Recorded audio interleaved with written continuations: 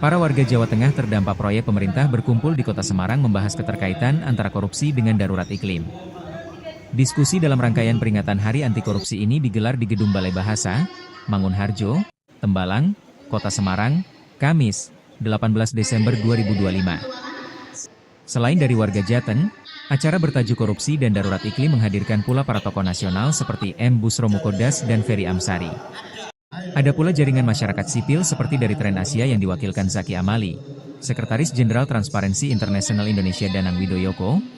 Hitungan apalagi di hitungan Kendeng ini sebenarnya sudah lama kita itu melaporin beberapa dugaan kasus korupsi yang terjadi di Pegunungan Kendeng, tapi sampai hari ini belum ada tanggapan. Dan ketika ada bencana yang terjadi hampir di seluruh Indonesia, terutama di Aceh, itu juga menurut kami juga bagian dari korupsi juga, korupsi terhadap kelestarian anak cucu kita. Itu menurut kami juga bagian dari korupsi. Korupsi yang dilakukan oleh pemerintah saat ini, orang saat ini mengambil semua sumber daya alam tanpa menyisakan sedikit pun demi anak cucu. Terkait masalah pengairan itu, pengairan di Sungai Roban itu dibendung, dialirkan ke kawasan industri, sehingga yang di darat itu dari warga itu nggak bisa nanamin padi apa gitu, krisis pengairan. Mulai kapan itu Pak dialihkan ke kawasan industri? Itu mulai tahun 2002 sampai sekarang. Karena dari adanya pembangunan tadi PLT itu kan proyek nasional ya, nah itu dampaknya sendiri yang dirasakan oleh masyarakat.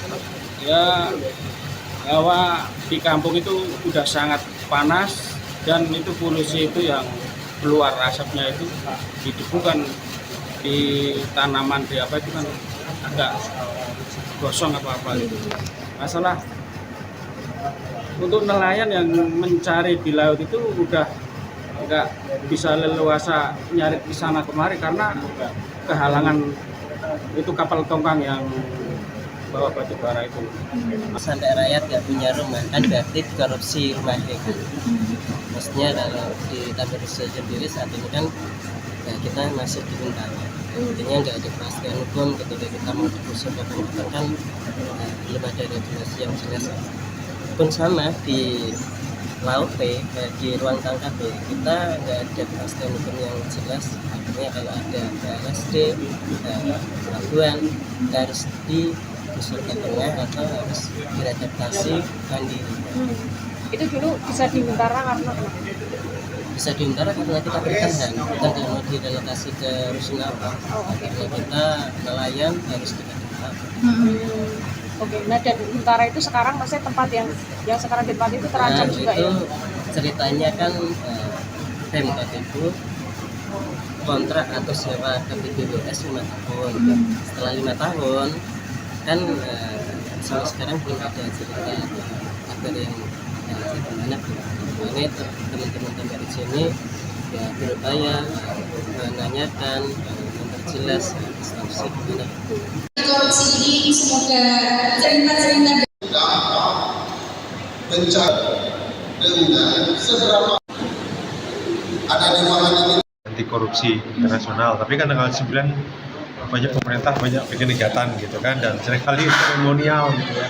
Terus makanya kita bikin sendiri gitu ya, teman-teman Undip, teman-teman Matiro Semarang dan teman-teman lain, ini konteksnya apa, dan ini merespon juga bencana di Sumatera. Sumatera itu kan sebetulnya ada orang menyebutnya bukan bencana alam, bencana manusia karena dibuat manusia gitu ya.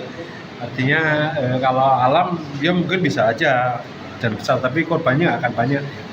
Masalahnya kan karena konversi alih fungsi lahan hutan menjadi perkebunan dalam skala raksasa, itu yang kemudian membuat itu berdampak buruk. Nah, pertanyaannya kan bagaimana mungkin hutan berubah dalam skala raksasa gitu ya. Nah, ini kan kemudian pada persoalan tata kelola itu pertama. Kedua, bagaimana memastikan sebetulnya kan aturan alih fungsi lahan, aturan misalnya soal hutan itu kan ada aturan yang ketat ya. Mengapa bisa berubah dalam dengan kecepatan yang sangat tinggi dan kemudian ada banyak gelondongan kayu.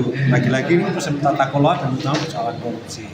Nah, karena itu kami mengangkat bahwa ini saatnya kita melihat bahwa bencana alam itu kemudian berdampak sangat besar menjadi bencana karena ada faktor korupsinya.